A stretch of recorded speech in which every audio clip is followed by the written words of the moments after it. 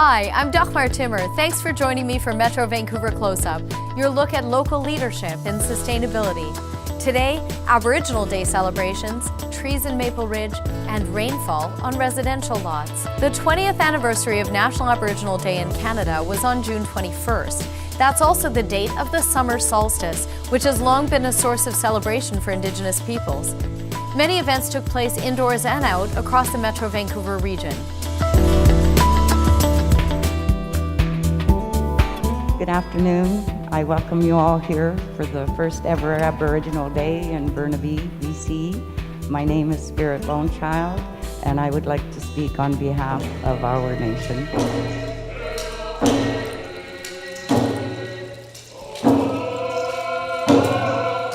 The City of Burnaby partnered with Burnaby School District's Aboriginal Education Department, the Burnaby Village Museum, and the Burnaby Neighbourhood House to host their first annual Aboriginal Day celebration. Tsleil-Waututh elders Spirit Lone Child and Carleen A. Thomas hosted the opening ceremonies, welcoming all community members.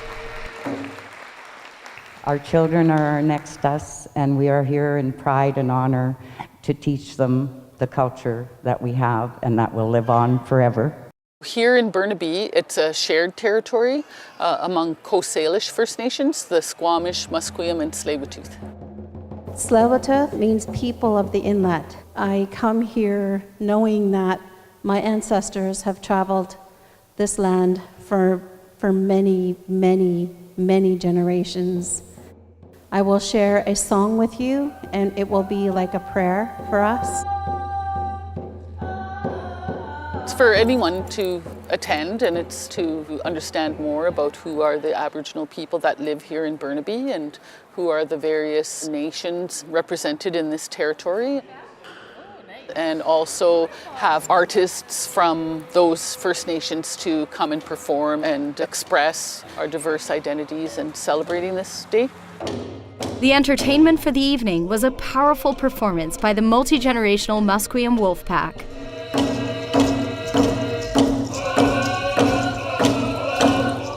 In true Aboriginal style, the festivities ended with a community feast of stew and bannock. We are making history in Burnaby, and it shows how far Burnaby has come. And it shows that more and more people are wanting to embrace, more and more people want to share, more and more people are getting more involved in their communities, and that is what a community is made of. People from all various backgrounds coming together and sharing that so that we can become more united, learn from each other, and move on.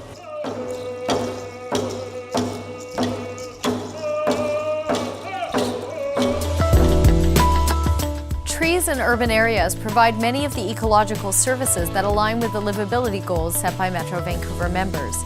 In the city of Maple Ridge, a new tree protection bylaw places more emphasis, education, and enforcement on keeping trees. Maple Ridge is one of 9 member municipalities in Metro Vancouver that has updated regulations to protect and enhance the region's urban forest.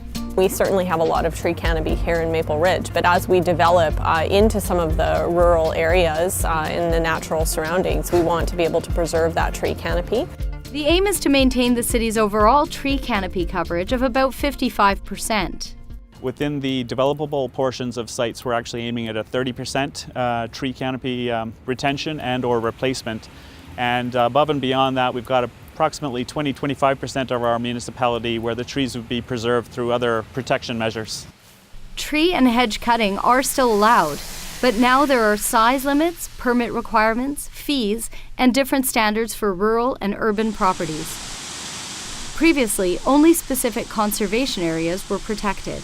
We actually lost 400 trees in our 3 to 4 block neighborhood over about 3 years. People were just cutting every day. Animals and birds were losing their homes, and the sound quality just disappeared, the air quality was disappearing. I felt that someone just needed to speak up on it.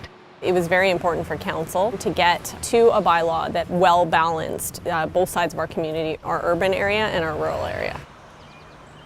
Tree management plans are now required for sites under construction.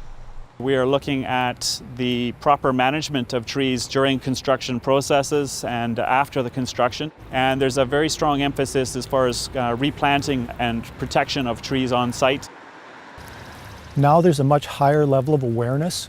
People realize the trees do have a tremendous value for their community. One single tree can add thousands of dollars of value to their home.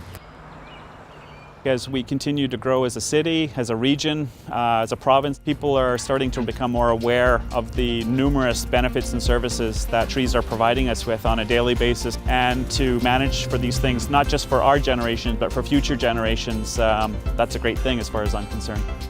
To learn more about the maintenance of healthy urban forests in our region, visit metrovancouver.org and search Urban Forest.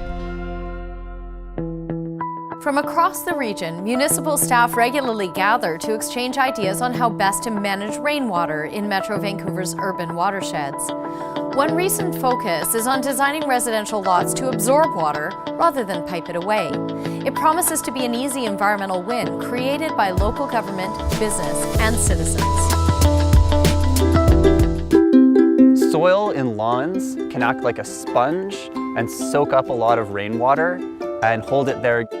Using lawns to manage rainfall may become standard practice for developers of single residential lots in the Metro Vancouver region. Metro Vancouver is working closely with its member municipalities to develop requirements for managing stormwater on single lot residential developments.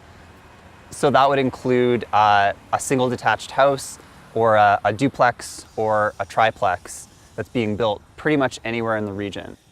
We would be raising the bar across the region to try and set minimum requirements. The goal is to address urbanization and the increased footprint of paved and hard surfaces that is resulting from replacement of older, smaller homes. Having a thicker layer of topsoil will help to absorb rainwater slowly into the ground. Also, disconnecting downspouts that lead from rooftops into the storm sewer system, and having the water from rooftops make its way onto lawns and other spaces that can absorb it. And creating rain gardens and other features that help to hold water and allow it to absorb into the ground. This draft regulation has had input from municipal watershed management staff from across Metro Vancouver. SILG is the Stormwater Interagency Liaison group, and it's a group of 21 engineers from Metro Vancouver municipalities. And we meet to discuss stormwater issues and best practices. It's sharing the insights that allow us to learn from the challenges that others are having, and it saves us from a duplication of efforts.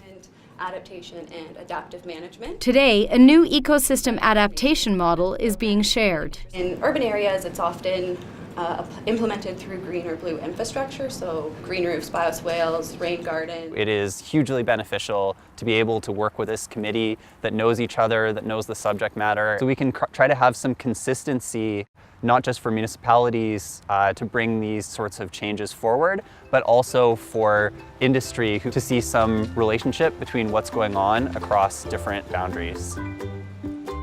Home building industry stakeholders are invited to learn more. Search Metro Vancouver Stormwater Requirements. Thanks to everyone who shared their sustainability successes, and thanks to you for watching. To see more videos like these, search Metro Vancouver Close Up. That's all for this month. I'm Dagmar Timmer. Thanks for watching.